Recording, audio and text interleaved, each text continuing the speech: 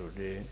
आओ टिकाओ विचया करके बाणी दी विचार नूं सरवण करिए जी। वाहेगुरु जी का खालसा वाहेगुरु जी की फतेह। सतनाम जी।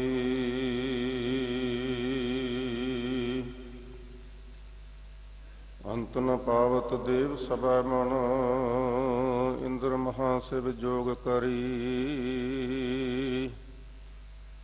ਹੁਣ ਵੇਦ ਬ੍ਰਾਂਚ ਵਿਚਾਰ ਰਹਿਓ, ਹਰ ਜਾਪ ਨ ਛਾਡਿਓ ਏਕ ਘਰੀ। ਮਸਰਾ ਜਨ ਕੋ ਪ੍ਰਭ ਦੀਨ ਦਿਆਲ ਹੈ, ਸੰਗਤ ਸ੍ਰਿਸ਼ਟ ਨਿਹਾਲ ਕਰੀ। ਰਾਮਦਾਸ ਗੁਰੂ ਜਗ ਤਾਰਨ ਕਾਉ, ਗੁਰ ਜੋਤਿ ਅਰਜਨ ਮਾਹੇ ਧਰੀ। जग और न जाहे महत मैं, अवतारो जागर आन कियो। तिनके दुख कोटक दूर गए, मथुरा जिन अमृत नाम पियो। ये पद्धत ते मन चूकै रे मन, भेद भवेद न जान बियो। परता सिरजा गुर अर्जन कै, हर पूर्ण न ब्रह्म निवास लियो। जो लवदी भाग ललारे उदय, तब लो भ्रमते फिरते बहुतायो। कल घोर समुद्र में बूढ़त थे, कबहू मिट है नहीं रे पछतायो।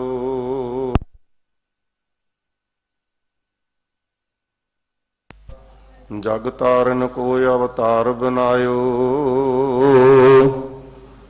जपियो जिन अर्जन देव गुरु। फिर संकट जोन गर्भ नहीं आयो। बाणी गुरु गुरु है बाणी, विच बाणी अमृत सारे। गुरबाणी कहे सेवक जन मानै, प्रतख गुरु निस्तारे।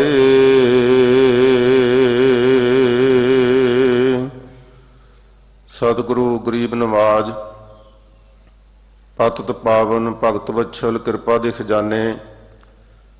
जुगो जुग टल सतगुरु। धन गुरु ग्रंथ साहब सच्चे पातशाह जी की पावन पवित्र हजूरी विच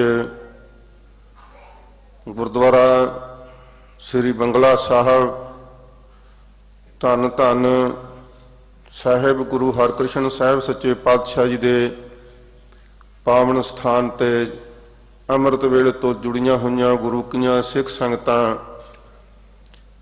दर्शन दीदारे सेवा सिमरन दे विच जुड़ के हाजरियां भर रहे हो। उपरंत आसा जी की वार दे कीर्तन, जिसका बहुत वड्डा महत्व है। सतगुरु जी ने मनुख दियां तमाम आसां की पूर्ति, निमृति, तृप्ति करके मनुखा जन्म की मुख भावना की जो इच्छा है, आसा है, प्रभु परमात्मा नाल मिलदी, उस दी तृप्ति की समर्था रखण वाली गुरु की बाणी है आसा जी की वार। उस पवित्र बाणी का छक्या छंतां समेत गुरु की संगतां ने मरोहर कीर्तन सरवण किया है। आ हुण सतगुरु पातशाह जी की बख्श द्वारा जो लड़ीवार कथा, अगम अगाध कथा है सतगुरु जी की बाणी की, उस कथा की विचार करने लई जिथे गुरु की सिख संगतां इस दरबार विच सजियां हन, सतगुरु दे दर हजूरी विच हाजिर होइयां हन। वडभागी हन सारियां संगतां जिन्हां नूं सतगुरु जी ने ये सुभाग बख्शिश कीता है। बहुत वड्डे कर्मां तो बिना साध संगत जी ऐसा सुभाग समा प्राप्त नहीं हो सकता। इसलिए वडभागी हन गुरु की सिख संगतां जो हाजरियां भर रही हन। बहुत सारिया गुरु की सिख संगतां निजम अनुसार ਦੇਸ਼ ਔਰ ਵਿਦੇਸ਼ਾਂ ਵਿੱਚ ਆਪੋ ਆਪਣੇ ਘਰਾਂ ਵਿੱਚ ਵੀ ਟੈਲੀਵਿਜ਼ਨ ਦੇ ਰਾਹੀਂ ਗੁਰੂ ਕੀ ਬਾਣੀ ਦਾ ਕਥਾ ਦਾ ਆਨੰਦ ਮਾਣ ਰਹੇ ਹੋ। ਆਓ ਸਰਬੱਤ ਸੰਗਤਾਂ ਦਾਸ ਦੀ ਔਰ ਆਪਣੀ ਹਾਜ਼ਰੀ ਗੁਰੂ ਚਰਨਾਂ ਵਿੱਚ ਲਵਾਉਣ ਲਈ ਸਤਿਗੁਰੂ ਜੀ ਦੀ ਬਖਸ਼ਿਸ਼ ਕੀਤੀ ਹੋਈ ਫਤਿਹ ਸਾਂਝੀ ਕਰੀਏ। ਹਮੇਸ਼ਾ ਫਤਿਹ ਚੜ੍ਹਦੀ ਕਲਾ ਵਿੱਚ ਬੋਲਿਆ ਕਰੋ। ਘਰਾਂ ਵਿੱਚ ਵੀ ਜਦੋਂ ਵੀ ਗੁਰੂ ਕੇ ਸਿੱਖ ਮਿਲਣ ਦੀਵਾਨਾਂ ਵਿੱਚ ਸਜੋ, ਜਦੋਂ ਵੀ ਕੋਈ ਰਾਗੀ, ਕੋਈ ਕਥਾਵਾਚਕ, ਕੋਈ ਸਟੇਜ ਸੈਕਟਰੀ, ਗ੍ਰੰਥੀ ਗੁਰੂ ਕਾ ਸਿੱਖ ਫਤਿਹ ਬੁਲਾਵੇ ਤੇ ਬਿਲਕੁਲ ਹੀ ਸੰਕੋਚ ਨਹੀਂ ਕਰਨੀ ਚਾਹੀਦੀ, ਗੱਜ ਕੇ ਗੁਰੂ ਕੀ ਫਤਿਹ ਬੋਲਣੀ ਚਾਹੀਦੀ ਹੈ। ਸਾਧ ਸੰਗਤ, ਇੱਕ ਤਾਂ ਸਾਡਾ ਮਨ ਜੋ ਕਈਆਂ ਪਾਸਿਆਂ ਤੇ ਧਾਉਂਦਾ ਫਿਰਦਾ, ਜੇ ਅਸੀਂ ਗੁਰੂ ਕੀ ਫਤਿਹ ਵਿੱਚ ਹੀ ਆਪਣੀ ਬਿਰਤੀ ਜੋੜ ਲਵਾਂਗੇ, ਫਤਿਹ ਸੁਣਾਂਗੇ, ਫਤਿਹ ਬੋਲਾਂਗੇ, ਤੇ ਜ਼ਰੂਰ ਮਨ ਵੀ ਇੱਥੇ ਹਾਜ਼ਰੀ ਭਰੇਗਾ। ਇਸ ਲਈ ਸਰਬੱਤ ਸੰਗਤ ਗੱਜ ਕੇ ਫਤਿਹ ਬੁਲਾਓ। ਵਾਹਿਗੁਰੂ ਜੀ ਕਾ ਖਾਲਸਾ, ਵਾਹਿਗੁਰੂ ਜੀ ਕੀ ਫਤਿਹ। ਸਿੱਖ ਧਰਮ ਦੇ ਬਾਨੀ ਧੰਨ ਗੁਰੂ ਨਾਨਕ ਸਾਹਿਬ ਸੱਚੇ ਪਾਤਸ਼ਾਹ ਜਦੋਂ ਇਸ ਸੰਸਾਰ ਵਿੱਚ ਆਏ ਤਾਂ ਉਹ ਅਕਾਲ ਪੁਰਖ ਵਾਹਿਗੁਰੂ ਆਪ ਸੰਸਾਰ ਵਿੱਚ ਮਨੁੱਖਤਾ ਦੇ ਸੁਧਾਰ ਵਾਸਤੇ ਪ੍ਰਗਟ ਹੋਇਆ। ਮਨੁੱਖ ਦਾ ਸੁਭਾਅ ਹੈ ਕਿ ਉਹ ਦੇਖਦਾ ਹੈ ਕਿ ਜਿਹੜੀ ਚੀਜ਼ ਪੈਦਾ ਹੋਈ ਹੈ ਇਸ ਦਾ ਪਿਛੋਕੜ ਕੀ ਹੈ, ਕਿੱਥੋਂ ਪੈਦਾ ਹੋਈ, ਕਿਵੇਂ ਪੈਦਾ ਹੋਈ, ਕਿਹੜੇ ਕਾਰਨਾਂ ਕਰਕੇ ਪੈਦਾ ਹੋਈ। ਇਸੇ ਤਰ੍ਹਾਂ ਮਨੁੱਖਤਾ ਦਾ ਸੰਬੰਧ ਵੀ ਹੈ। ਅਸੀਂ ਉਹਦਾ ਸੰਬੰਧ ਜਾਤ ਨਾਲ, ਗੋਤ ਨਾਲ, ਪਿਛੋਕੜ ਨਾਲ, ਵੱਡੇ ਵਡੇਰਿਆਂ ਨਾਲ ਜੋੜਦੇ ਹਾਂ ਤੇ ਉਹ ਤੰਦਾਂ ਸੰਸਾਰਕ ਤੌਰ ਤੇ ਜੁੜਦੀਆਂ ਹਨ। ਅਕਸਰ ਜਿਹਦੇ ਘਰ ਵਿੱਚ ਪਰਮ ਸਤਿਕਾਰਯੋਗ ਬਾਬਾ ਮਹਿਤਾ ਕਾਲੂ ਜੀ, ਜਿਨ੍ਹਾਂ ਦੇ ਘਰ ਵਿੱਚ ਜੋਤ ਪ੍ਰਗਟ ਹੋਈ, ਉਹ ਸੰਸਾਰਕ ਸੰਬੰਧ ਕਰਕੇ ਉਹ ਤੰਦਾਂ ਤੇ ਜੁੜਨ ਗਈਆਂ। ਪਰ ਭਾਈ ਗੁਰਦਾਸ ਜੀ ਕਹਿੰਦੇ ਨੇ ਗੱਲ ਇੱਥੇ ਪੈਦਾ ਹੋਣ ਦੀ ਨਹੀਂ, ਗੱਲ ਤੇ ਪ੍ਰਗਟ ਹੋਣ ਦੀ ਆ। ਜਿਵੇਂ ਸਾਧ ਸੰਗਤ ਉੱਚੇ ਉੱਚੇ ਪਹਾੜਾਂ ਵਿੱਚ ਕਈ ਵਾਰ ਚਸ਼ਮੇ ਪ੍ਰਗਟ ਹੋ ਜਾਂਦੇ ਨੇ, ਉਹਨਾਂ 'ਚ ਫੁਹਾਰੇ ਫੁੱਟਦੇ ਨੇ। ਹੁਣ ਮਨੁੱਖ ਉਹਦਾ ਪਿਛੋਕੜ ਲੱਭੇ ਕਿ ਇਹ ਚਸ਼ਮਾ ਕਿਉਂ ਪੈਦਾ ਹੋਇਆ, ਇਹ ਇੱਥੇ ਕਿਉਂ ਪੈਦਾ ਹੋਇਆ। ਕਈ ਥਾਵਾਂ ਤੇ ਸਤਿਗੁਰੂ ਜੀ ਨੇ ਆਪ ਵੱਖ-ਵੱਖ ਸਮਿਆਂ ਵਿੱਚ ਚਸ਼ਮੇ ਪ੍ਰਗਟ ਵੀ ਕੀਤੇ। ਸਾਧ ਸੰਗਤ ਜੀ, ਨਾਨਕ ਝੀਰਾ ਜਾਂਦੇ ਹਾਂ ਆਪਾਂ, ਧੰਨ ਗੁਰੂ ਨਾਨਕ ਸਾਹਿਬ ਨੇ ਚਸ਼ਮਾ ਪ੍ਰਗਟ ਕੀਤਾ। ਗੁਰੂ ਕੇ ਲਾਹੌਰ ਜਾਓ ਤਾਂ ਕਲਗੀਧਰ ਪਾਤਸ਼ਾਹ ਜੀ ਨੇ ਉਸ ਪਥਰੀਲੀ ਧਰਤੀ ਦੇ ਵਿੱਚ, ਪੱਥਰਾਂ ਦੇ ਵਿੱਚ ਬਰਛਾ ਮਾਰ ਕੇ ਸਾਧ ਸੰਗਤ ਚਸ਼ਮਾ ਪ੍ਰਗਟ ਕਰ ਦਿੱਤਾ। ਹਲੇ ਤੱਕ ਚੱਲਦੇ ਨੇ।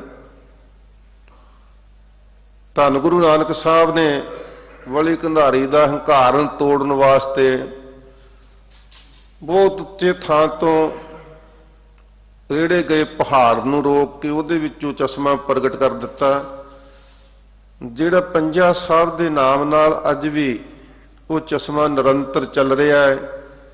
ਦੁਨੀਆ ਭਰ ਦੀਆਂ ਸੰਗਤਾਂ ਦਰਸ਼ਨ ਦੀਦਾਰੇ ਕਰਦੀਆਂ ਹਨ। ਅਨੇਕਾਂ ਥਾਵਾਂ ਤੇ ਇਹੋ ਜਿਹੇ ਕੌਤਕ ਸਤਿਗੁਰੂ ਜੀ ਨੇ ਵਰਤਾਏ। ਹੁਣ ਮਨੁੱਖ ਆਪਣੀ ਖੋਜ ਦੁਆਰਾ, ਆਪਣੀ ਬੁੱਧੀ ਦੁਆਰਾ ਸੋਚਣਾ ਚਾਹੇ ਕਿ ਏਡੇ ਕੁ ਉੱਪਰੋਂ ਰੇੜੇ ਗਏ ਪਹਾੜ ਵਿੱਚੋਂ ਇੰਨਾ ਪਾਣੀ ਕਿਵੇਂ ਪੈਦਾ ਹੋਇਆ। ਨਹੀਂ ਭਾਈ, ਉਹ ਤੇ ਪ੍ਰਗਟ ਹੋਇਆ। ਭਾਈ ਗੁਰਦਾਸ ਜੀ ਫਰਮਾਉਂਦੇ ਨੇ, ਸਤਿਗੁਰ ਨਾਨਕ ਪ੍ਰਗਟਿਆ। ਮਿਟੀ ਧੁੰਦ ਜਗ ਚਾਨਣ ਹੋਇਆ। ਸਤਿਗੁਰੂ ਨਾਨਕ ਸਾਹਿਬ ਪ੍ਰਗਟੇ ਨੇ, ਕਿਉਂਕਿ ਸਤਿਗੁਰੂ ਜੀ ਬਾਣੀ ਵਿੱਚ ਫਰਮਾਉਂਦੇ ਨੇ, ਜੋਤ ਰੂਪ ਹਰ ਆਪ ਗੁਰੂ ਨਾਨਕ ਕਹਾਇਓ। ਇਹ ਤੇ ਇੱਕ ਜੋਤ ਪ੍ਰਗਟ ਹੋਈ ਪਰਮਾਤਮਾ ਦੀ। ਇਸ ਕਲਯੁਗ ਦੇ ਵਿੱਚ ਸਤਿਗੁਰੂ ਪਾਤਸ਼ਾਹ ਜੀ ਨੇ ਆਪ ਅਕਾਲ ਪੁਰਖ ਨੇ ਪ੍ਰਗਟ ਹੋਣਾ ਕੀਤਾ ਹੈ। ਨਾਨਕ ਨਾਮ ਨਿਰੰਜਨ ਜਾਣਿਓ, ਉਹਦਾ ਤਾਂ ਨਾਨਕ ਨਾਮ ਕਰਕੇ ਹੀ ਉਸ ਨਿਰੰਜਨ ਅਕਾਲ ਪੁਰਖ ਨੂੰ ਜਾਣਨਾ ਕੀਤਾ ਹੈ। ਤੇ ਜਿਹੜੇ ਸਿੱਖ ਗੁਰੂ ਕੇ ਪੈਦਾ ਹੋਏ, ਜਿਹੜੀ ਸਿੱਖੀ ਮਹਾਰਾਜ ਸੱਚੇ ਪਾਤਸ਼ਾਹ ਜੀ ਨੇ ਪੈਦਾ ਕੀਤੀ, ਜਿਨ੍ਹਾਂ ਨੂੰ ਸਿੱਖਿਆ ਦਿੱਤੀ, 9 ਸਰੂਪਾਂ ਦੇ ਵਿੱਚ ਸਤਿਗੁਰੂ ਪਾਤਸ਼ਾਹ ਜੀ ਨੇ ਵੱਖ-ਵੱਖ ਢੰਗ ਦੇ ਨਾਲ ਗੁਰਸਿੱਖ ਨੂੰ ਕਿਰਤ ਕਰਨੀ, ਨਾਮ ਜਪਣਾ, ਵੰਡ ਕੇ ਛਕਣਾ, ਜਤਾਂ ਗੋਤਾਂ ਤੋਂ ਉੱਪਰ ਉੱਠ ਕੇ ਪਰਮਾਤਮਾ ਦਾ ਸਿਮਰਨ ਕਰਨਾ, ਵਹਿਮਾਂ ਭਰਮਾਂ ਪਖੰਡਾਂ ਤੋਂ ਬਾਹਰ ਨਿਕਲਣਾ, ਕੇਵਲ ਸ਼ਬਦ ਦੇ ਆਸਰੇ ਆਪਣੇ ਮਨ ਨੂੰ ਸ਼ਬਦ ਨਾਲ ਜੋੜਨਾ, ਵਾਹਿਗੁਰੂ ਗੁਰਮੰਤਰ ਦਾ ਸਿਮਰਨ ਕਰਨਾ, ਜ਼ੁਲਮ ਦੇ ਖਿਲਾਫ ਲੜਨਾ, ਡਟਣਾ ਅਤੇ ਜ਼ਾਲਮੀ ਲੋਕਾਂ ਦੇ ਸਾਹਮਣੇ ਜ਼ੁਲਮ ਰੋਕਣ ਵਾਸਤੇ ਕਦੇ ਸ਼ਾਂਤਮਈ ਸ਼ਹਾਦਤਾਂ ਦੇਣੀਆਂ, ਕਦੇ ਮੈਦਾਨੇ ਯੁੱਧ ਵਿੱਚ ਨਿੱਤਰ ਪੈਣਾ। ਇਹ तमाम ਜੁਗਤਾਂ ਦੱਸੀਆਂ ਸਤਿਗੁਰੂ ਨੇ। ਪਰ ਜਦੋਂ ਇਸ ਸਮੁੱਚੀ ਧੰਨ ਗੁਰੂ ਨਾਨਕ ਸਾਹਿਬ ਦੀ ਸਿੱਖੀ ਨੂੰ ਇਕੱਤਰ ਕਰਕੇ ਕਲਗੀਧਰ ਮਹਾਰਾਜ ਸੱਚੇ ਪਾਤਸ਼ਾਹ ਜੀ ਨੇ ਇਹਨੂੰ ਖਾਲਸਾ ਰੂਪ ਦਿੱਤਾ। 5 ਪਿਆਰੇ ਸਾਜੇ, ਬਹੁਤ ਵੱਡੀਆਂ ਸੰਗਤਾਂ ਦੇ ਇਕੱਠ ਵਿੱਚ 5 ਸਿੱਖਾਂ ਦੇ ਸਿਰ ਲਏ, ਉਹਨਾਂ ਨੂੰ ਸਰਜੀਤ ਕੀਤਾ, ਉਹਨਾਂ ਨੂੰ ਅੰਮ੍ਰਿਤ ਛਕਾਇਆ। ਤੇ ਫਿਰ ਜਿਹੜਾ ਭਾਈ ਗੁਰਦਾਸ ਜੀ ਦਾ ਬਚਨ ਸੀ, ਸਤਿਗੁਰੂ ਨਾਨਕ ਪ੍ਰਗਟਿਆ, ਉਸ ਗੁਰੂ ਨਾਨਕ ਦੀ ਸਿੱਖੀ ਨੂੰ ਵੀ ਪ੍ਰਗਟ ਕੀਤਾ ਧੰਨ ਕਲਗੀਧਰ ਮਹਾਰਾਜ ਨੇ। 5 ਪਿਆਰਿਆਂ ਨੂੰ ਅੰਮ੍ਰਿਤ ਛਕਾ ਕੇ, 5 ਪਿਆਰਿਆਂ ਦਾ ਰੂਪ ਦੇ ਕੇ ਖਾਲਸਾ ਮਹਾਰਾਜ ਸੱਚੇ ਪਾਤਸ਼ਾਹ ਜੀ ਨੇ ਸਾਜ ਕੇ, ਫਿਰ ਉਸ ਖਾਲਸੇ ਪ੍ਰਤੀ ਮਹਾਰਾਜ ਸੱਚੇ ਪਾਤਸ਼ਾਹ ਜੀ ਨੇ ਕਲਗੀਧਰ ਮਹਾਰਾਜ ਨੇ ਬਚਨ ਕਹੇ, ਖਾਲਸਾ ਅਕਾਲ ਪੁਰਖ ਕੀ ਫੌਜ, ਪ੍ਰਗਟਿਓ ਖਾਲਸਾ ਪ੍ਰਮਾਤਮ ਕੀ ਮੌਜ। ਹੁਣ ਇਹਦਾ ਪਿਛੋਕੜ ਲੱਭੋ ਵੀ ਪਹਿਲਾਂ ਕੀ ਸੀ। ਪਹਿਲਾਂ ਤੇ ਆਮ ਮਨੁੱਖ ਸੀ ਭਾਈ, ਜਿਹਦੀਆਂ ਤੰਦਾਂ ਜੋੜੋਗੇ ਸੰਸਾਰਕ ਤੌਰ ਤੇ ਜੁੜ ਵੀ ਜਾਣਗੀਆਂ। ਪਰ ਜਦੋਂ ਕਲਗੀਧਰ ਪਾਤਸ਼ਾਹ ਜੀ ਨੇ ਪ੍ਰਗਟ ਕਰ ਦਿੱਤਾ, ਉਹਦੇ ਪਿੱਛੋਂ ਉਹਦਾ ਪਿਛੋਕੜ ਕੀ ਰਹਿ ਗਿਆ? ਕਿਉਂਕਿ ਪ੍ਰਗਟ ਤਾਂ ਕੀਤਾ ਸਿਰ ਲੈ ਕੇ, 5 ਦੇ ਸਿਰ ਵੱਡੇ, ਉਹਨਾਂ ਨੂੰ ਸਰਜੀਤ ਕੀਤਾ, ਅੰਮ੍ਰਿਤ ਛਕਾਇਆ, ਦੁਨੀਆ ਦੇ ਸਾਹਮਣੇ ਖਾਲਸਾ ਪ੍ਰਗਟ ਕੀਤਾ। ਹੁਣ ਇਹਦਾ ਪਿਛੋਕੜ ਲੱਭਣ ਜਾਓਗੇ, ਕਿਵੇਂ ਲੱਭ ਲਓਗੇ? ਜਦੋਂ ਇਦੋਂ ਪਿੱਛੇ ਜਾਓਗੇ ਨਾ, ਉਦੋਂ ਤਾਂ ਪਹਿਲਾਂ ਸਿਰ ਵੱਡੇ ਹੀ ਨਹੀਂ ਸੀ, ਖਾਲਸਾ ਪ੍ਰਗਟ ਕੀਤਾ ਹੀ ਨਹੀਂ ਸੀ। ਜੋੜੀ ਜਾਓ ਤੰਦਾਂ ਪਿਛਲੀਆਂ, ਨਹੀਂ ਭਾਈ ਖਾਲਸਾ ਪ੍ਰਗਟ ਕੀਤਾ ਮਹਾਰਾਜ। ਤੇ ਫਿਰ ਉਹ ਜਿਹੜੀ ਜੋਤ ਗੁਰੂ ਨਾਨਕ ਸਾਹਿਬ ਪ੍ਰਗਟ ਹੋਈ ਸੀ, ਤੇ ਕਲਗੀਧਰ ਪਾਤਸ਼ਾਹ ਜੀ ਨੇ ਖਾਲਸਾ ਪ੍ਰਗਟ ਕੀਤਾ ਹੈ। ਇਸ ਖਾਲਸੇ ਨੂੰ ਉਸ ਜਗਮਗ ਜੋਤ ਪ੍ਰਗਟ ਜੋਤ ਦੇ ਨਾਲ ਜੋੜਿਆ, ਤੇ ਉਸ ਜੋੜਨ ਦੀ ਜੁਗਤੀ ਨੂੰ ਦੁਨੀਆ ਵਿੱਚ ਪ੍ਰਚਲਿਤ ਕਰਨ ਲਈ ਸਤਿਗੁਰੂ ਪਾਤਸ਼ਾਹ ਜੀ ਨੇ ਨਿਯਮ ਬਣਾਏ, ਜਿਹਦੇ ਲਈ ਸਾਡਾ ਸਾਰਿਆਂ ਦਾ ਫਰਜ਼ ਬਣਦਾ ਸੀ ਕਿ ਅਸੀਂ ਇਹਨਾਂ ਨਿਯਮਾਂ ਨੂੰ ਦੁਨੀਆ ਵਿੱਚ ਪ੍ਰਗਟ ਕਰਦੇ ਜਿੰਨੀ ਸਾਡੀ ਸਮਰੱਥਾ ਸੀ। ਜਦੋਂ ਤਾਂ ਅਸੀਂ ਇਤਿਹਾਸ ਪੜ੍ਹਦੇ ਹਾਂ, ਗੁਰੂ ਕੇ ਸਿੱਖਾਂ ਨੇ ਕਮਾਲ ਕੀਤੀ, ਇੰਤਹਾ ਕਰ ਦਿੱਤੀ ਇਹਨਾਂ ਨਿਯਮਾਂ ਨੂੰ ਨਿਭਾਉਂਦਿਆਂ ਹੋਇਆ। ਕੋਈ 22 ਸਾਲ ਦੀ ਉਮਰ ਦਾ ਭਾਈ ਤਾਰੂ ਸਿੰਘ ਖੋਪੜ ਲੁਹਾ ਗਿਆ, ਪਰ ਨਿਯਮ ਨਹੀਂ ਛੱਡਿਆ, ਸਿੱਖੀ ਸਿਦਕ ਨੂੰ ਉਵੇਂ ਹੀ ਨਿਭਾਇਆ ਜਿਵੇਂ ਪ੍ਰਗਟ ਹੋਇਆ ਸੀ। ਫਿਰ ਖੋਪਰਾ ਲੱਥਣ ਤੋਂ ਬਾਅਦ ਵੀ 22 ਦਿਨ ਬੈਠਾ ਰਿਹਾ, ਪਰ ਉਸ ਪ੍ਰਗਟ ਜੋਤ ਦੇ ਨਾਲ ਜੁੜਿਆ ਰਿਹਾ, ਵਾਹਿਗੁਰੂ ਸਿਮਰਨ ਕਰਦਾ ਰਿਹਾ। ਕਦੇ ਸ਼ਹੀਦ ਭਾਈ ਮਣੀ ਸਿੰਘ ਜੀ ਦਾ ਬੰਦ ਕੱਟਿਆ ਗਿਆ, ਪਰ ਉਸ ਜੁਗਤ ਨੂੰ ਨਹੀਂ ਛੱਡਿਆ ਜਿਹੜੀ ਜੋਤ ਵਿੱਚੋਂ ਖਾਲਸਾ ਪ੍ਰਗਟ ਹੋਇਆ ਸੀ। ਤੇ ਮੈਂ ਇੱਕ ਹੋਰ ਬੇਨਤੀ ਕਰਾਂ, ਉਸ ਜੋਤ ਨੇ ਵੀ ਉਸ ਭਾਈ ਮਣੀ ਸਿੰਘ ਨੂੰ ਨਹੀਂ ਛੱਡਿਆ ਜਿਨੇ ਆਪਣੇ ਹਿਰਦੇ ਨੂੰ ਉਸ ਜਗਮਗ ਜੋਤ ਨਾਲ ਜੋੜਿਆ ਹੋਇਆ ਸੀ। ਇਤਿਹਾਸ ਗਵਾਹ ਹੈ, ਭਾਈ ਮਣੀ ਸਿੰਘ ਜੀ ਦਾ ਬੰਦ ਕੱਟਿਆ ਜਾ ਰਿਹਾ।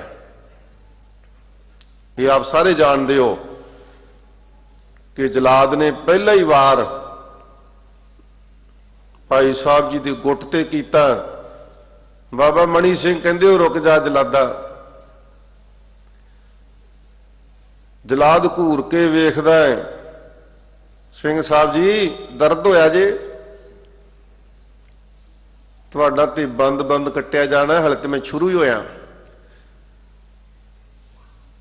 ਧੰਨ ਬਾਬਾ ਮਣੀ ਸਿੰਘ ਜੀ ਕਹਿੰਦੇ ਰੁਕ ਜਾ, ਤੇਰੀ ਗਲਤੀ ਦਾ ਸੁਧਾਰ ਕਰਨਾ ਹੈ। ਕਹਿੰਦੇ ਮੇਰੀ ਕੋਈ ਗਲਤੀ ਨਹੀਂ। ਕਹਿੰਦੇ ਨਹੀਂ ਤੇਰੀ ਗਲਤੀ ਆ। ਕਹਿੰਦੇ ਦੱਸੋ ਕੀ ਗਲਤੀ ਹੈ ਮੇਰੀ? ਕਹਿੰਦੇ ਤੈਨੂੰ ਹੁਕਮ ਕੀ ਆ? ਕਹਿੰਦੇ ਮੈਨੂੰ ਹੁਕਮ ਹੈ ਤੇਰਾ ਬੰਦ ਕੱਟਣਾ ਹੈ। ਕਹਿੰਦੇ ਫਿਰ ਤੈਨੂੰ ਕਾਹਦੀ ਕਾਹਲੀ ਆ? ਤੂੰ ਮੇਰੀਆਂ ਉਂਗਲਾਂ ਦੇ ਪਹਿਲਾਂ ਪੋਟੇ ਵੱਢ, ਇਹ 3 ਪੋਟੇ ਵੱਢਣ ਤੋਂ ਬਾਅਦ ਚੌਥਾ ਵਾਰ ਗੁੱਟ ਤੇ ਕਰੀ। ਮੈਂ ਆਪਣੇ ਮਾਲਕ ਦੇ ਹੁਕਮ ਵਿੱਚ ਪ੍ਰਸੰਨ ਹਾਂ ਤੇ ਤੂੰ ਆਪਣੇ ਮਾਲਕ ਦਾ ਹੁਕਮ ਨਹੀਂ ਮੰਨ ਸਕਦਾ। ਹੈਰਾਨ ਰਹਿ ਗਿਆ ਜਲਾਦ, ਕਿਸ ਮਿੱਟੀ ਦੇ ਬਣੇ ਨੇ ਸਿੱਖ। ਫਿਰ ਭਾਈ ਸਾਹਿਬ ਦੇ ਬਾਬਾ ਮਣੀ ਸਿੰਘ ਜੀ ਦੇ ਪੋਟੇ ਨੂੰ ਵੱਢਿਆ ਗਿਆ। ਅਖੀਰ ਸਾਰਾ ਸਰੀਰ ਪੋਟਾ ਕਰ ਦਿੱਤਾ ਗਿਆ। ਤੇ ਇਤਿਹਾਸ ਇਸ ਚੀਜ਼ ਨੂੰ ਵਰਣਨ ਕਰਦਾ ਹੈ,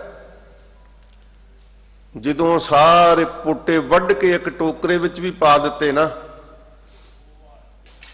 ਤੇ ਫਿਰ ਉਹਨਾਂ ਪੋਟਿਆਂ ਵਿੱਚੋਂ ਸੁਖਮਨੀ ਸਾਹਿਬ ਦਾ ਰਹਿੰਦਾ ਪਾਠ ਪੂਰਨ ਹੋਇਆ। ਉਸ ਜੋਤ ਨੇ ਵੀ, ਜਿਹੜੀ ਪ੍ਰਗਟ ਜੋਤ ਸੀ ਨਾ, ਸ਼ਬਦ ਦੀ ਜੋਤ,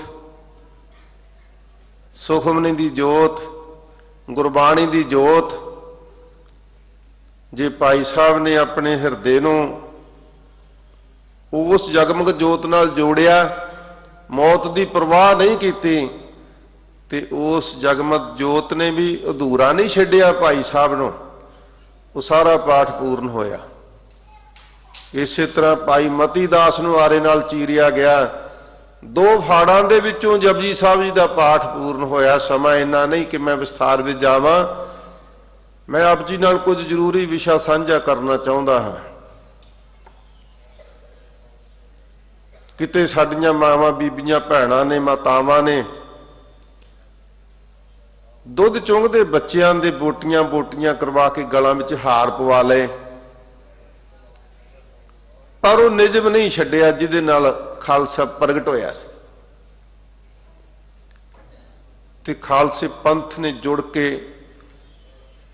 ਫਿਰ ਇੱਕ ਨਿਯਮ ਬਣਾਇਆ ਕਿ ਜਿਨ੍ਹਾਂ ਗੁਰੂ ਕੇ ਸਿੱਖਾਂ ਨੇ ਸ਼ਹਾਦਤਾਂ ਦਿੱਤੀਆਂ, ਖੋਪਰੀਆਂ ਲਵਾਈਆਂ, ਬੰਦ ਕਟਵਾਏ, ਆਰਿਆਂ ਨਾਲ ਚੀਰੇ ਗਏ, ਦੇਗਿਆਂ ਚੋਂ ਵਾਲੇ ਗਏ, ਜਿਨ੍ਹਾਂ ਮਾਵਾਂ ਬੀਬੀਆਂ ਨੇ ਸਵਾ ਮਣ ਦੇ ਪੀਂਦਿਆਂ ਹੋਇਆਂ ਆਪਣੇ ਮਾਸੂਮ ਪੁੱਤਰਾਂ ਦੀਆਂ ਬੋਟੀਆਂ ਦੇ ਹਾਰ ਗਲਾਂ ਵਿੱਚ ਪਵਾਏ, ਪਰ ਸਿੱਖੀ ਸਿਦਕ ਕੇਸਾਂ ਸਵਾਸਾਂ ਸੰਗ ਨਿਭਾਇਆ।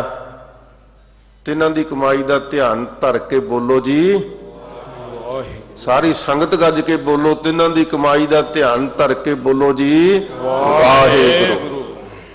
ਅਸੀਂ ਉਹਨਾਂ ਦੀ ਕਮਾਈ ਦਾ ਧਿਆਨ ਧਰ ਕੇ ਵਾਹਿਗੁਰੂ ਬੋਲਦੇ ਹਾਂ ਕਿ ਧੰਨ ਆ ਉਹਨਾਂ ਦੀ ਕਮਾਈ। ਦੁਨੀਆ ਵਿੱਚ ਕਿਸੇ ਚੀਜ਼ ਨਾਲ ਤੋਲੀ ਨਹੀਂ ਜਾ ਸਕਦੀ ਸੀ, ਇਸ ਕਰਕੇ ਉਹਨਾਂ ਦੀ ਕਮਾਈ ਦਾ ਧਿਆਨ ਧਰ ਕੇ ਵਾਹਿਗੁਰੂ ਬੋਲਦੇ। ਇਸ ਤੋਂ ਵੱਡੀ ਹੋਰ ਕੋਈ ਗੱਲ ਹੈ ਨਹੀਂ। ਕੰਚਨ ਸਿਉ ਪਾਈਆ ਨਹੀਂ ਤੋਲ, ਮਨ ਦੇ ਨਾਮ ਲਿਆ ਹੈ ਮੋਲ। ਜਿਨ੍ਹਾਂ ਨੇ ਆਪਣਾ ਤਨ ਮਨ ਧਨ ਕੁਰਬਾਨ ਕਰਤਾ, ਉਹਨਾਂ ਦੀ ਕਮਾਈ ਦਾ ਧਿਆਨ ਧਰ ਕੇ ਵਾਹਿਗੁਰੂ ਹੀ ਕਿਹਾ ਜਾ ਸਕਦਾ। ਅੱਜ ਅਸੀਂ ਮੌਜੂਦਾ ਸਮੇਂ ਵਿੱਚ ਉਲਝਣਾਂ ਵਿੱਚ ਪੈ ਗਏ। ਜਦੋਂ ਕਿਤੇ ਬਹੁਤ ਵੱਡਾ ਜ਼ੁਲਮ ਹੋਇਆ ਸਿੱਖ ਪੰਥ ਤੇ, ਗੁਰੂ ਕੇ ਖਾਲਸੇ ਤੇ, ਇਹਨੇ ਪ੍ਰਵਾਹ ਨਹੀਂ ਕੀਤੀ। ਕਿਸੇ ਦੇ ਵੱਡਿਆਂ ਮੁੱਕਿਆ ਨਹੀਂ, ਕਿਸੇ ਦੇ ਮਾਰਿਆਂ ਮਰਿਆ ਨਹੀਂ, ਕਿਸੇ ਦੇ ਢਾਇਆਂ ਦਾ ਅਕਾਲ ਤਖਤ ਨਹੀਂ ਟੱਠਾ, ਅਕਾਲ ਤਖਤ ਦੀ ਹੋਂਦ ਨਹੀਂ ਮਿਟੀ, ਕਿਸੇ ਦੇ ਪੂਰਿਆਂ ਸ੍ਰੀ ਹਰਿਮੰਦਰ ਸਾਹਿਬ ਨਹੀਂ ਪੂਰਿਆ ਗਿਆ, ਸਰੋਵਰ ਸਾਹਿਬ ਨਹੀਂ ਪੂਰਿਆ ਗਿਆ, ਉਹਦੀ ਹੋਂਦ ਹਸਤੀ ਨੂੰ ਕੋਈ ਮੇਟ ਨਹੀਂ ਸਕਿਆ। ਪਰ ਅੱਜ ਖਤਰਾ ਕਿਹਦੇ ਤੋਂ? ਖਤਰਾ ਸਾਨੂੰ ਆਪਣੇ ਆਪ ਤੋਂ ਪੈਦਾ ਹੋ ਗਿਆ। ਅਸੀਂ ਉਹਨਾਂ ਉਲਝਣਾਂ ਵਿੱਚ ਉਲਝ ਗਏ ਜੋ ਸਾਡੀਆਂ ਉਲਝਣਾਂ ਹੈ ਹੀ ਨਹੀਂ ਸੀ। ਕਿ ਸਤਿਗੁਰੂ ਜਾਣਦਾ ਕਿਸੇ ਚਾਲ ਵਿੱਚ ਉਲਝ ਗਏ, ਉਲਝਦੇ ਜਾ ਰਹੇ ਆ, ਜਾਂ ਅਣਜਾਣੇ ਵਿੱਚ ਉਲਝਦੇ ਜਾ ਰਹੇ ਆ, ਜਾਂ ਆਪਣੀ ਮੱਤ ਨੂੰ ਗੁਰੂ ਕੀ ਮੱਤ ਨਾਲੋਂ ਨਖੇੜ ਲਿਆ। ਇਹ ਤੇ ਸਤਿਗੁਰੂ ਜਾਣੇ। ਪਰ ਜਦੋਂ ਡੂੰਘੀ ਵਿਚਾਰ ਕਰਾਂਗੇ ਤੇ ਅਸੀਂ ਉਲਝ ਰਹੇ ਹਾਂ। ਇੱਕ ਪੱਖ ਤੋਂ ਨਹੀਂ, ਪੱਖ ਦਰ ਪੱਖ ਤੋਂ ਅਸੀਂ ਉਲਝਦੇ ਜਾ ਰਹੇ ਹਾਂ।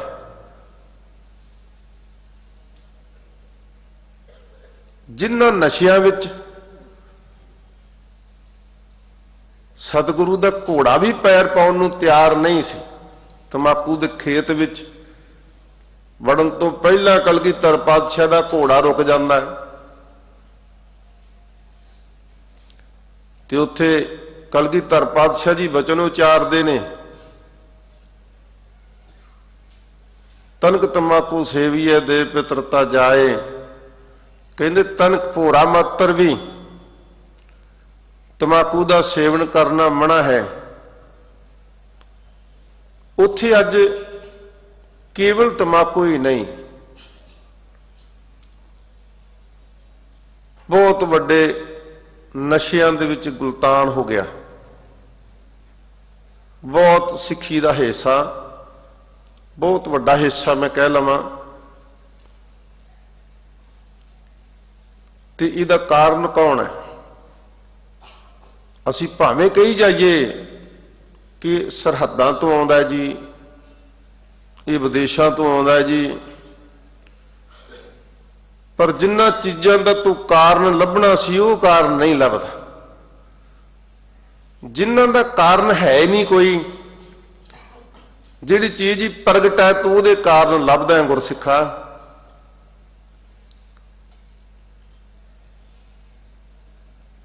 ਜੇ ਤੂੰ ਇਹ ਕਾਰਨ ਲੱਭ ਲਵੇਂ ਕਿ ਇਹਨਾਂ ਨਸ਼ਿਆਂ ਦਾ ਕਾਰਨ ਕੇਵਲ ਸਰਹੱਦਾਂ ਨਹੀਂ, ਇਹਦਾ ਕਾਰਨ ਵੋਟ ਦੀ ਰਾਜਨੀਤੀ ਆ। ਸਮਾਂ ਪੈਣ ਤੇ ਉਸ ਜਮਾਤ ਦੇ ਮੋਹਰੀ ਆਗੂ ਜੀ ਨੂੰ ਮਹਾਰਾਜ ਨੇ ਪ੍ਰਗਟ ਕੀਤਾ ਸੀ, ਉਹ ਆਪਣੇ ਹੱਥੀਂ ਇਹ ਨਸ਼ਾ ਵੰਡਦੇ ਨੇ। ਤੇ ਫਿਰ ਉਹੀ ਆਗੂ ਨਸ਼ਾ ਮੁਕਤ ਸਟੇਟ, ਨਸ਼ਾ ਮੁਕਤ ਪੰਥ ਸਮਾਜ ਸਿਰਜਣ ਦੀਆਂ ਵਿਉਂਤਾਂ ਸੋਚਦੇ ਨੇ। ਇੱਕ ਕਾਰਨ ਨਹੀਂ, ਮੈਂ ਬੇਨਤੀ ਕੀਤੀ ਸੀ, ਕਾਰਨ ਦਰ ਕਾਰਨ ਅਸੀਂ ਉਲਝਦੇ ਜਾ ਰਹੇ। ਸਾਨੂੰ ਚਾਹੀਦੇ ਤਾਂ ਇਹ ਹੈ ਕਿ ਅਸੀਂ ਉਸ ਪ੍ਰਗਟ ਜੋਤ ਨੂੰ, ਪ੍ਰਗਟ ਖਾਲਸੇ ਨਾਲ ਮੇਲ ਕੇ ਬੜੀ ਦੁਨੀਆ ਦੇ ਵਿੱਚ ਬਹੁਤ ਵੱਡੀ ਮੱਲ ਮਾਰਨੀ ਸੀ। ਅੱਜ ਸਾਇੰਸ ਦਾ ਯੁੱਗ ਹੈ, ਅਸੀਂ ਬਹੁਤ ਕੁਝ ਕਰਨ ਦੀ ਸਮਰੱਥਾ ਰੱਖਦੇ ਹਾਂ, ਪਰ ਕਿਹੜੇ ਪਾਸੇ ਉਲਝ ਗਏ। ਸਮਰੱਥ ਗੁਰੂ ਨੇ ਸਾਨੂੰ ਰਾਹ ਦਿਖਾਇਆ ਹੈ, ਅਸੀਂ ਜਾਣੇ ਅਣਜਾਣੇ ਚ ਉਸ ਰਾਹ ਤੋਂ ਭਟਕ ਰਹੇ ਹਾਂ। ਆਪਾਂ ਸ਼ਬਦ ਦੀ ਵਿਚਾਰ ਵੀ ਕਰਨੀ ਹੈ। ਸਾਧ ਸੰਗਤ, ਮੈਂ ਇੱਕ ਬੇਨਤੀ ਹੋਰ ਕਰਕੇ, ਕਿਉਂਕਿ 2-3 ਦਿਨ ਦੀ ਹਾਜ਼ਰੀ ਭਰਨੀ, ਮੈਂ ਰੋਜ਼ ਹੀ ਥੋੜੀ ਥੋੜੀ ਬੇਨਤੀ ਇਹ ਕਰਾਂਗਾ। ਅਸੀਂ ਹਰ ਪੱਖ ਤੋਂ ਉਲਝਦੇ ਹਾਂ, ਕਿਉਂਕਿ ਸਤਿਗੁਰੂ ਪਾਤਸ਼ਾਹ ਪ੍ਰਗਟ ਹੋਏ ਸੰਸਾਰ ਵਿੱਚ ਤੇ ਉਹਨੇ ਪ੍ਰਗਟ ਰੂਪ ਸਾਨੂੰ ਦਿੱਤਾ, ਪ੍ਰਗਟ ਦੇਹ ਦੇ ਨਾਲ ਜੋ ਦਿੱਤਾ, ਪ੍ਰਗਟ ਗੁਰਾਂ ਕੀ ਦੇਹ। ਆਪਾਂ ਕਹਿੰਦੇ ਹਾਂ ਗੁਰੂ ਗ੍ਰੰਥ ਜੀ ਮਾਨਿਓ ਪ੍ਰਗਟ ਗੁਰਾਂ ਕੀ ਦੇਹ। ਉਹ ਸਿਧਾਂਤ ਨਾਲ ਸਾਨੂੰ ਪ੍ਰਗਟ ਖਾਲਸੇ ਨੂੰ ਜੋੜਿਆ, ਤੇ ਫਿਰ ਜਿੰਨਾ ਸਿਧਾਂਤ ਦਿੱਤਾ ਨਾ ਸਾਨੂੰ ਮਹਾਰਾਜ ਨੇ, ਇਹ ਕੁਦਰਤ ਨਾਲ ਜੋੜ ਕੇ ਜਿਹੜਾ ਅਮਿਟ ਹੈ, ਮਿਟ ਨਹੀਂ ਸਕਦਾ, ਉਹ ਸਿਧਾਂਤ ਦਿੱਤਾ ਸਾਨੂੰ। ਅਸੀਂ ਇੱਕ ਨਵੀਂ ਉਲਝਣ ਵਿੱਚ ਉਲਝ ਗਏ, ਕਿਉਂਕਿ ਜੇ ਤੇ ਮਨ ਵਿੱਚ ਭਾਵਨਾ ਹੋਵੇ ਤੂੰ ਸਮਰੱਥ ਵੱਡਾ, ਮੇਰੀ ਮਤ ਥੋੜੀ ਰਾਮ, ਫਿਰ ਤਾਂ ਅਸੀਂ ਮਤ ਲਈਏ ਗੁਰੂ ਕੀ। ਜਿਹੜਾ ਗੁਰੂ ਸਾਹਿਬ ਨੇ ਸਾਨੂੰ ਹੁਕਮ ਕੀਤਾ, ਗੁਰ ਕੀ ਮਤ ਤੂੰ ਲੇਹ ਇਆਨੇ, ਭਗਤ ਬਿਨਾ ਬਹੁ ਡੂਬੇ ਸਿਆਣੇ। ਇੱਥੇ ਅਸੀਂ ਕਹਿੰਦੇ ਨਹੀਂ, ਸਾਡੀ ਮਤ ਸ੍ਰੇਸ਼ਟ ਹੋ ਸਕਦੀ ਹੈ। ਮੇਰਾ ਕਿੰਤੂ ਨਹੀਂ, ਹੋ ਸਕਦਾ ਹੈ ਉਹ ਵੀ ਕੋਈ ਭਲਾ ਕਰਨਾ ਚਾਹੁੰਦੇ ਹੋਣ, ਪਰ ਗੁਰੂ ਦੀ ਮੱਤ ਨਾਲ ਜੋੜ ਕੇ ਦੇਖ ਲੈਣਾ ਚਾਹੀਦਾ ਹੈ ਕਿ ਜਿਹੜਾ ਭਲਾ ਗੁਰੂ ਸਾਹਿਬ ਨੇ ਕੀਤਾ ਹੈ, ਅਸੀਂ ਤਾਂ ਉਸ ਭਲੇ ਨੂੰ ਪ੍ਰਗਟ ਹੀ ਕਰ ਲਈਏ, ਬਹੁਤ ਵੱਡੀ ਗੱਲ ਹੈ। ਹੁਣ ਅਸੀਂ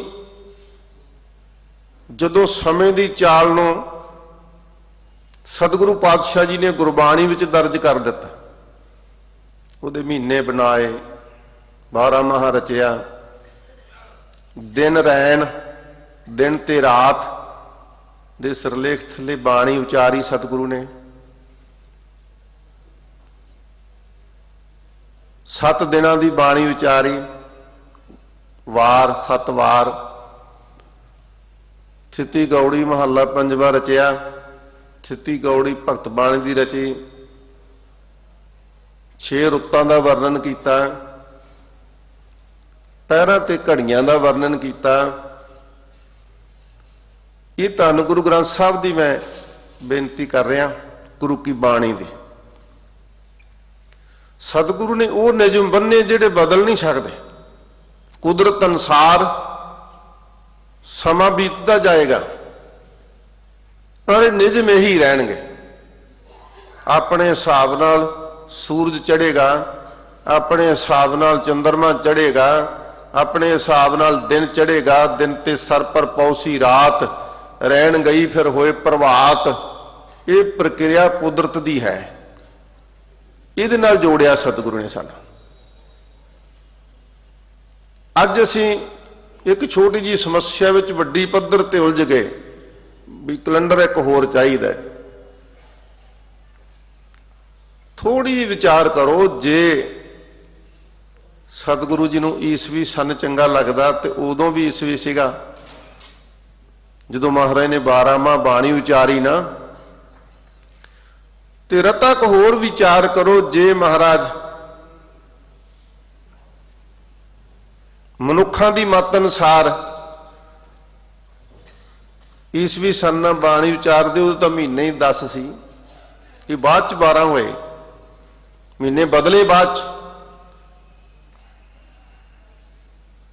ਜਿਹੜੇ ਕੁਝ ਵਿਦਵਾਨ ਅਸੀਂ ਵਿਚਾਰ ਕਰਦੇ ਆ ਨਾ ਕਿ ਜਦੋਂ ਕਲਗੀਧਰ ਮਹਾਰਾਜ ਨੇ 1699 ਈਸਵੀ ਨੂੰ ਅੰਮ੍ਰਿਤ ਛਕਾਇਆ, ਉਦੋਂ ਵਿਸਾਖੀ ਮਾਰਚ ਵਿੱਚ ਸੀ, ਹੁਣ ਅਪ੍ਰੈਲ ਚਲੀ ਗਈ। ਸਾਧ ਸੰਗਤ, ਵਿਸਾਖ ਨਹੀਂ ਗਿਆ ਕਿਤੇ, ਉਹ ਮਾਰਚ ਤੋਂ ਅਪ੍ਰੈਲ 2 ਮਹੀਨੇ ਹੋਰ ਐਡ ਕਰਨ ਦੇ ਨਾਲ ਬਦਲ ਗਏ। ਤੇ ਜੇ ਬਾਣੀ ਉਵੇਂ ਉਚਾਰੀ ਹੁੰਦੀ, ਅੱਜ ਕਹਿਣਾ ਸੀ ਲੈ ਬਾਣੀ ਦਾ ਕੀ ਅਰਥ ਰਹਿ ਗਿਆ ਜੀ, ਮਹਾਰਾਜ ਤਾਂ ਮਹੀਨੇ ਹੀ 10 ਰਚੇ ਸੀ, ਹੁਣ 12 ਹੋ ਗਏ।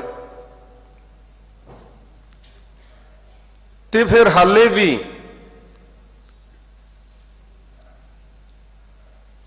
इस ईस्वी सानू बनाउण वालियां नू तसल्ली नहीं आई।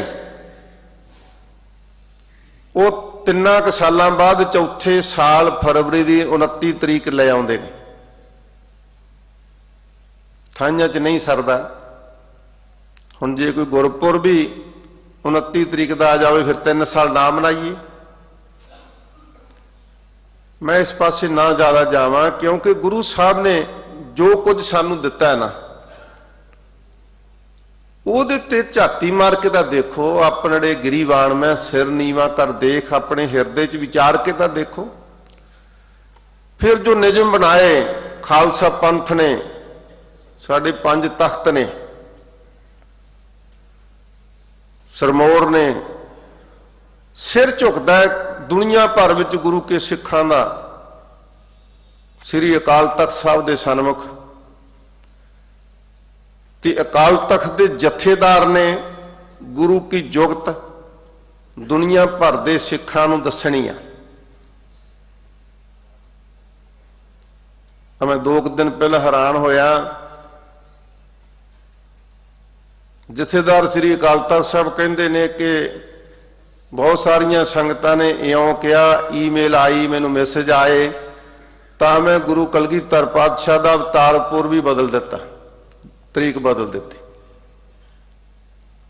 2 दिन बाद फिर कहता नहीं, हुण संगतां दा दबाव दूजे पासे पै गया, मैं फिर उही असली तरीक कर दी।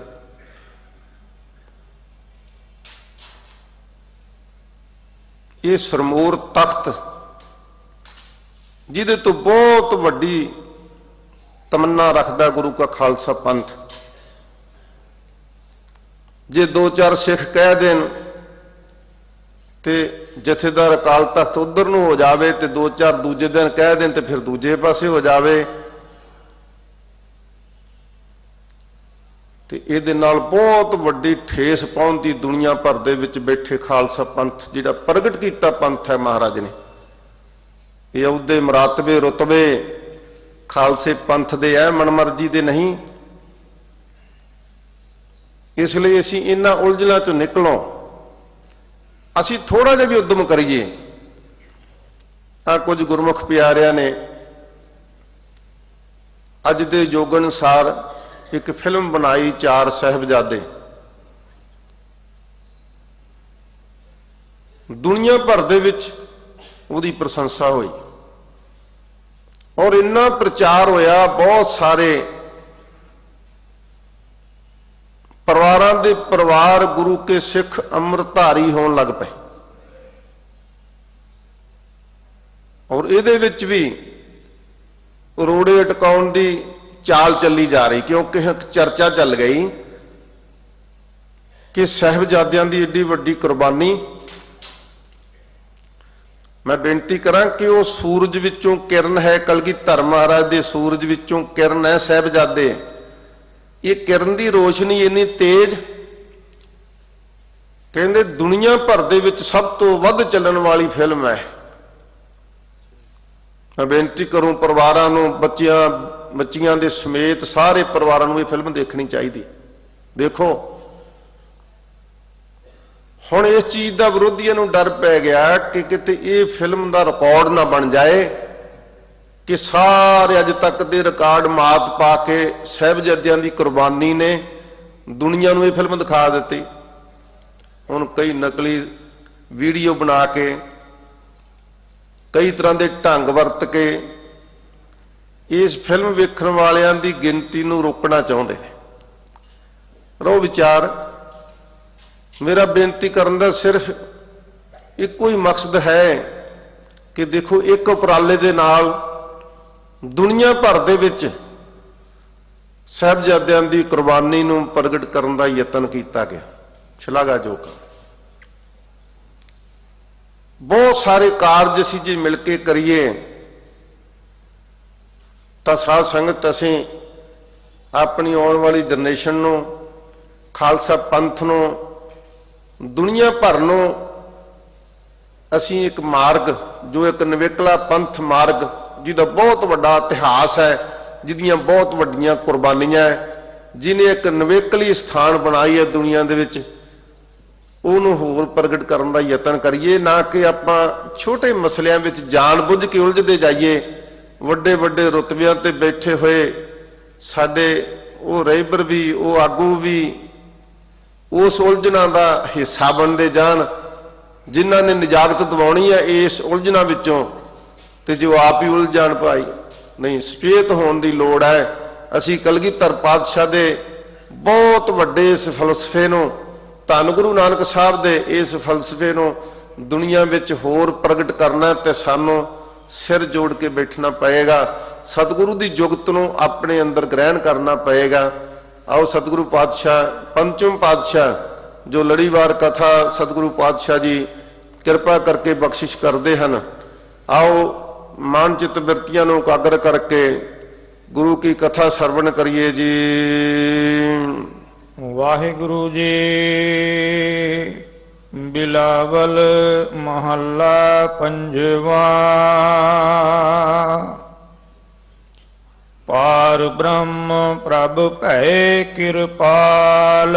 ਪੰਚਮ ਪਾਤਸ਼ਾਹ ਗੁਰੂ ਅਰਜਨ ਸਾਹਿਬ ਸੱਚੇ ਪਾਤਸ਼ਾਹ ਸ਼ਹੀਦਾਂ ਦੇ ਸਰਤਾਜ।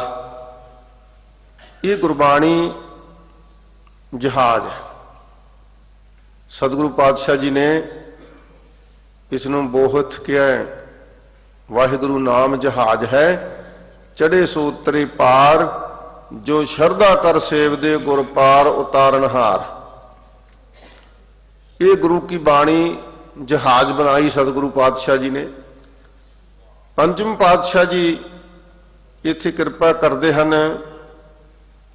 ਕਿ ਇਸ ਗੁਰਬਾਣੀ ਨੂੰ ਪੜ੍ਹਨ ਦਾ, ਵਿਚਾਰਨ ਦਾ, ਧਾਰਨ ਕਰਨ ਦਾ ਸਾਨੂੰ ਕੀ ਮਹੱਤਵ ਮਿਲੇਗਾ, ਕੀ ਲਾਭ ਪ੍ਰਾਪਤ ਹੋਵੇਗਾ। ਮੁੜ ਤੋਂ ਪੜੋ ਜੀ। ਪਾਰ ਬ੍ਰਹਮ ਪ੍ਰਭ ਭੈ ਕਿਰਪਾਲ। ਪਾਰ ਬ੍ਰਹਮ ਜੋ ਪਾਪਾ ਪੁੰਨ ਤੋਂ ਪਰੇ ਆ, ਅਕਾਲ ਪੁਰਖ ਵਾਹਿਗੁਰੂ, ਉਹ ਜਿਨ੍ਹਾਂ ਗੁਰਸਿੱਖਾਂ ਦੇ, ਜਿਨ੍ਹਾਂ ਜਗਿਆਸੂਆਂ ਦੇ ਉੱਪਰ ਕਿਰਪਾਲੂ ਹੋ ਜਾਵੇ। ਕਿਹਨਾਂ ਦੇ ਉੱਪਰ ਕਿਰਪਾਲੂ ਹੁੰਦਾ ਹੈ? ਕਾਰਜ ਸਗਲ ਸਵਾਰੇ ਸਤਿਗੁਰ।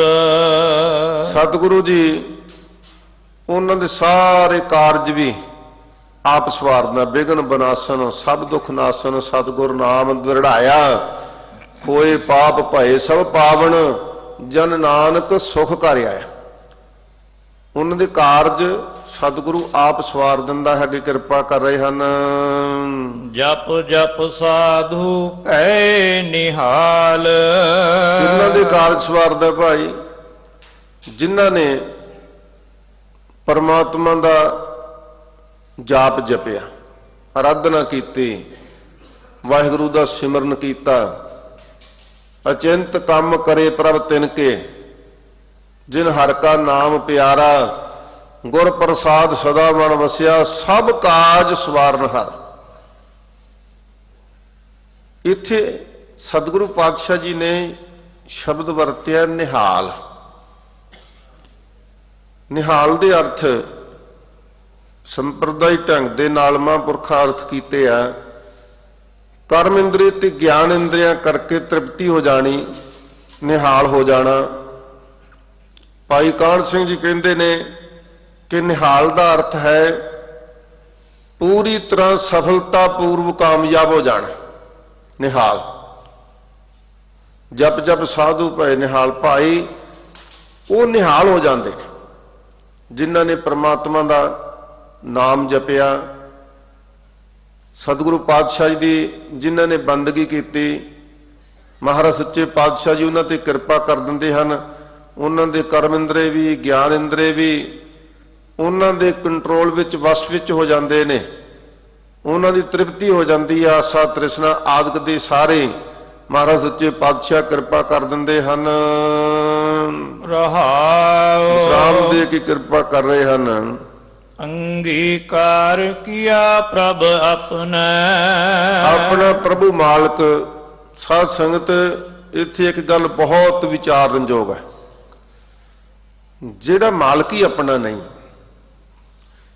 ਅੰਗੀਕਾਰ ਦਾ ਅਰਥ ਹੈ ਪੱਖ ਕਰਨਾ। ਸਤਿਗੁਰੂ ਜੀ ਬਾਣੀ ਵਿੱਚ ਕਿਰਪਾ ਕਰਦੇ ਹਨ ਕਿ ਉਹ ਪੱਖ ਕਿਵੇਂ ਕਰਦਾ, ਆਪਣੇ ਭਗਤਾਂ ਦਾ, ਆਪਣੇ ਜਗਿਆਸੂਆਂ ਦਾ, ਆਪਣੇ ਸੇਵਕਾਂ ਦਾ ਉਹ ਪੱਖ ਕਰਦਾ ਹੈ। ਮਹਾਰਾਜ ਸੱਚੇ ਪਾਤਸ਼ਾਹ ਜਿਨ ਕਾ ਪੱਖ ਕਰੈ ਤੂੰ ਸੁਆਮੀ ਤਿਨ ਕੀ ਗੱਲ ਉੱਪਰ ਤੁਧ ਆਣੀ ਹੈ। ਮਾਰੂ ਸੋਹਲਿਆਂ ਵਿੱਚ ਸਤਿਗੁਰੂ ਸੱਚੇ ਪਾਤਸ਼ਾਹ ਜੀ ਕਿਰਪਾ ਕਰਦੇ ਹਨ। ਨਿਮਾਣੇ ਮਾਨ ਕਰੈ ਤੁਧ ਭਾਵੈ ਹੋਰ ਕੀਤੀ ਝਖ ਝਖ ਆਵੈ ਜਾਵੈ। ਜਿਨ ਕਾ ਪੱਖ ਕਰੈ ਤੂੰ ਸੁਆਮੀ ਤਿਨ ਕੀ ਗੱਲ ਤੁਧ ਉੱਪਰ ਆਣੀ ਹੈ। ਉਹਦੀ ਗੱਲ ਤੋਂ ਉੱਪਰ ਹੀ ਰੱਖਣੀ ਆ। ਭਾਵੇਂ ਆਪਾਂ ਇਤਿਹਾਸ ਤੋਂ ਵਾਕਫ ਹਾਂ, ਸੇਵਾ ਕਰਦਿਆਂ ਛੇਵੇਂ ਪਾਤਸ਼ਾਹ ਮੀਰੀ ਪੀਰੀ ਦੇ ਮਾਲਕ ਗੁਰੂ ਹਰਗੋਬਿੰਦ ਸਾਹਿਬ ਸੱਚੇ ਪਾਤਸ਼ਾਹ ਜੀ ਨੇ ਡਿਊਟੀ ਲਾ ਦਿੱਤੀ ਭਾਈ ਬਿਧੀ ਚੰਦ ਦੀ ਕਿ ਬਿਧੀ ਚੰਦ ਗੁਰੂ ਕੇ ਸਿੱਖ ਵਿਸ਼ਾਵਰ ਤੋਂ ਬਹੁਤ ਸੁੰਦਰ ਮੱਲੇ ਦਸਾਲੇ ਲੈ ਕੇ ਬੜੇ ਕੀਮਤੀ ਗੁਰੂ ਘਰ ਦੀ ਕਾਰ ਭੇਟਾ ਲਿਆ ਰਹੇ ਸਨ। ਪੱਟੀ ਦੇ ਚੌਧਰੀਆਂ ਨੇ ਉਹ ਖੋਹ ਲਏ ਨੇ ਤੇ ਜਾ ਤੂੰ ਲੈ ਕੇ ਆ। ਭਾਈ ਬਿਧੀ ਚੰਦ ਭੇਸ ਬਦਲ ਕੇ ਪੱਟੀ ਵਿੱਚ ਗਿਆ। ਉਹਨਾਂ ਹਵੇਲੀਆਂ 'ਚ ਚੁਆਰਿਆਂ 'ਚ ਜਾ ਚੜਿਆ। ਸਾਖੀ ਤੇ ਲੰਮੀ ਹੈ ਭਾਈ, ਸਮਾਂ ਇੰਨਾ ਨਹੀਂ। ਭੇਸ ਬਦਲ ਕੇ ਬੁਰਕਾ ਪਾ ਕੇ ਬੇਗਮਾਂ ਦੇ ਭੇਸ ਬਣਾ ਕੇ ਚੁਬਾਰਿਆਂ ਵਿੱਚ ਚਲੇ ਗਿਆ। ਉਹ ਦਸਾਲੇ ਲਏ, ਵਾਪਸ ਆਇਆ, ਪਤਾ ਲੱਗ ਗਿਆ ਕਿ ਸਾਡੇ ਦਸਾਲੇ ਕੋਈ ਗੁਰੂ ਕਾ ਸਿੱਖ ਸ਼ਰਧਾਲੂ ਲੈ ਕੇ ਚਲਿਆ ਗਿਆ। ਘੇਰਾ ਪੈ ਗਿਆ ਤੇ ਭਾਈ ਬਿਧੀ ਚੰਦ ਨੂੰ ਪਤਾ ਲੱਗ ਗਿਆ ਕਿ ਆਲੇ ਦੁਆਲੇ ਬਹੁਤ ਭਾਰੀ ਘੇਰਾ ਪੈ ਗਿਆ ਹੈ। ਤੇ ਉਸ ਪੱਟੀ ਵਿਖੇ ਹੀ ਇੱਕ ਪਠਿਆਰਾ ਭੱਠੀ ਤੇ ਦਾਣੇ ਭੁੰਨ ਰਿਹਾ ਸੀ। ਉਹਨੂੰ ਕਿਹਾ ਕਿ ਮੈਨੂੰ ਛੁਪਣ ਵਾਸਤੇ ਜਗ੍ਹਾ ਚਾਹੀਦੀ ਹੈ। ਤੇ ਉਹ ਵਿਚਾਰਾ ਪਹਿਲਾਂ ਹੀ ਸਤਿਆ ਬੈਠਾ ਸੀ, ਅੱਕਿਆ ਬੈਠਾ ਸੀ।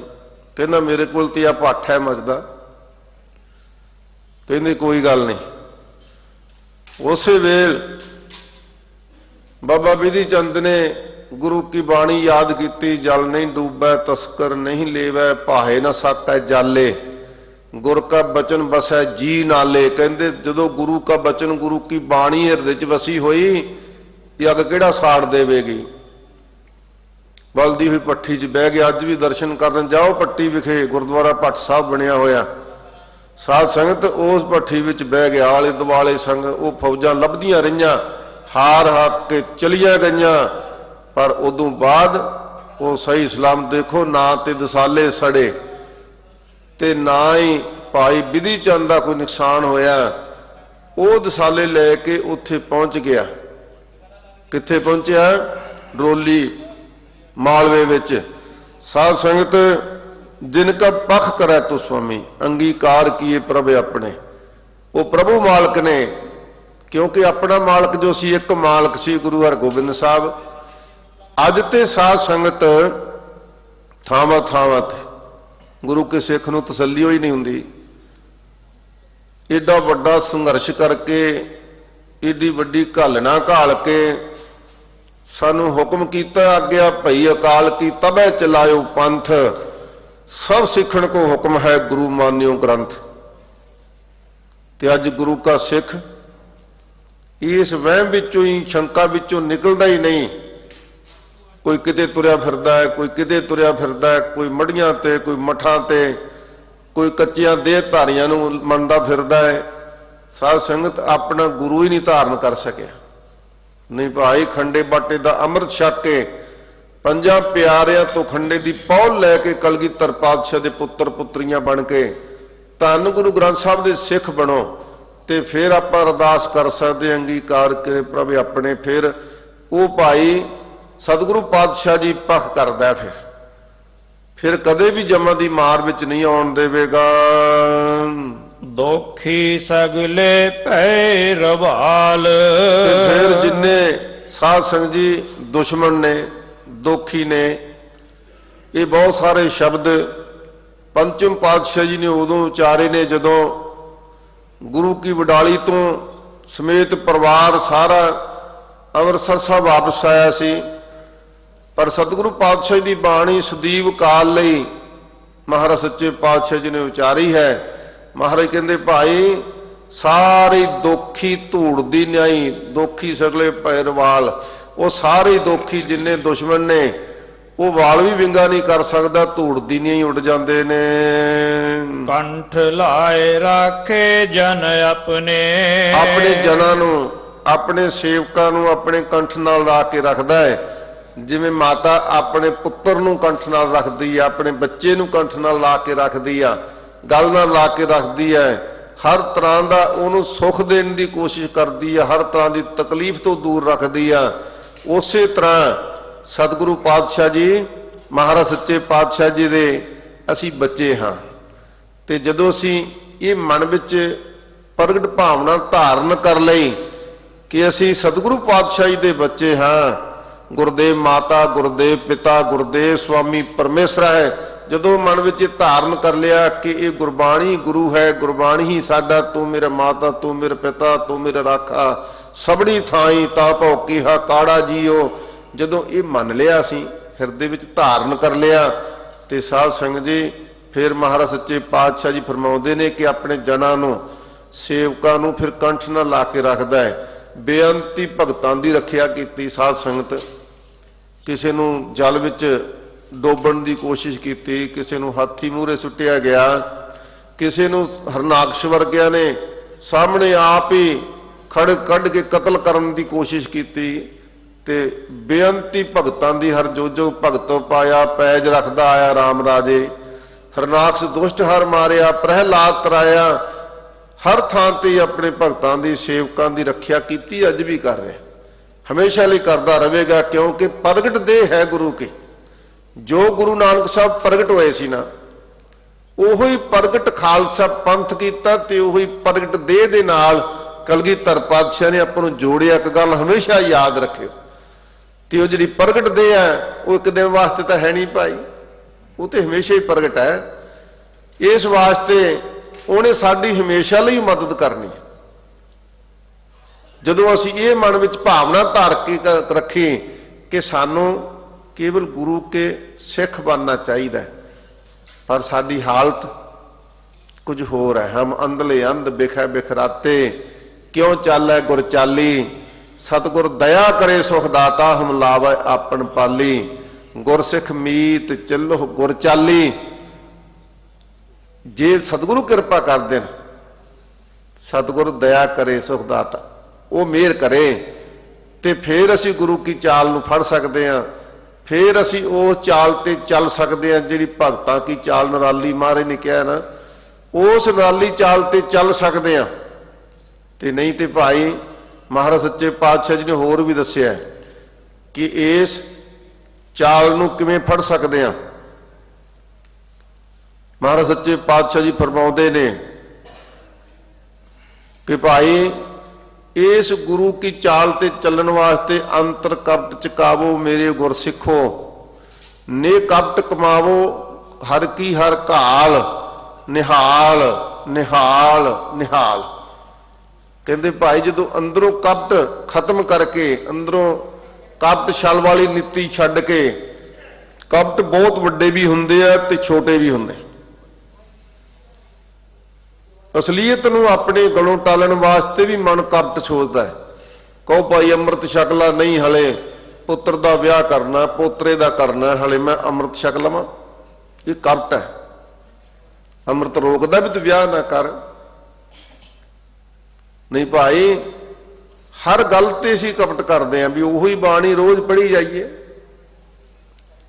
ਪਰ ਹੁਕਮ ਤੇ ਗੁਰੂ ਕਹੇ ਭਾਈ,